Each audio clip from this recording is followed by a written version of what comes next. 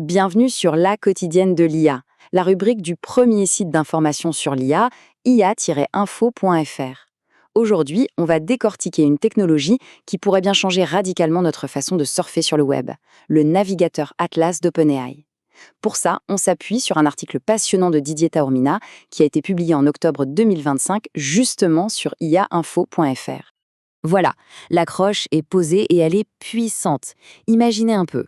Un navigateur qui ne se contente pas d'afficher des pages web, mais qui interagit avec elles, qui agit pour nous.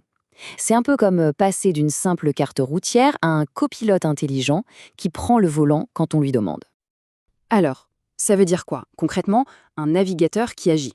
Eh bien, l'idée, c'est de passer d'une navigation qu'on pourrait qualifier de passive, où l'on clique et on regarde, à une véritable collaboration active avec une intelligence artificielle.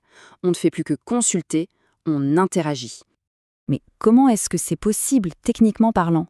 En fait, toute cette innovation repose sur 3 piliers technologiques. C'est la combinaison de ces 3 éléments qui redéfinit complètement notre interaction avec le web. Allez, on regarde ça de plus près. Le premier pilier, c'est l'intégration universelle. C'est simple, l'assistant n'est plus une application à part, non.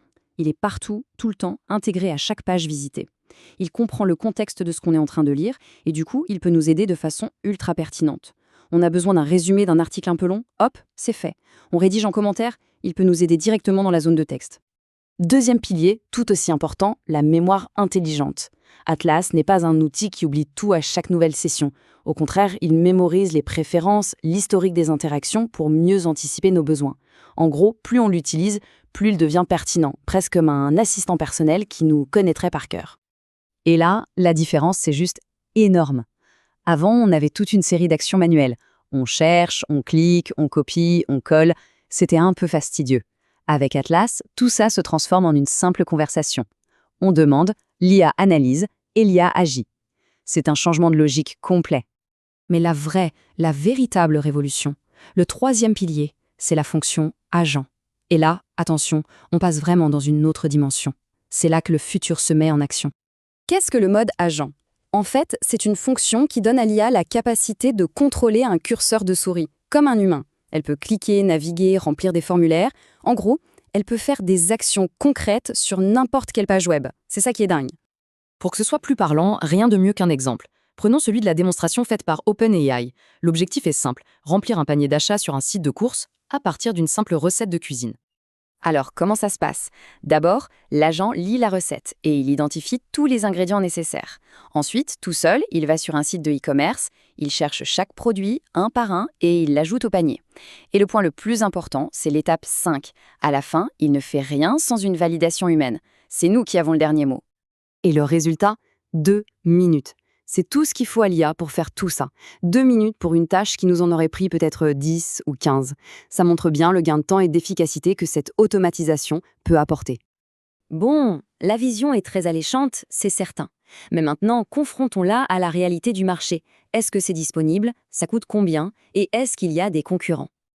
Alors, côté disponibilité, bonne nouvelle, le déploiement est mondial, pas de restrictions. Le petit bémol, c'est que pour l'instant, c'est uniquement sur macOS. C'est un point crucial pour son expansion, évidemment. Les versions pour Windows ou pour mobile sont prévues, mais sans date précise. Et le prix dans tout ça. Le modèle économique est assez clair. L'assistance intelligente de base, donc les 2 premiers piliers, c'est gratuit.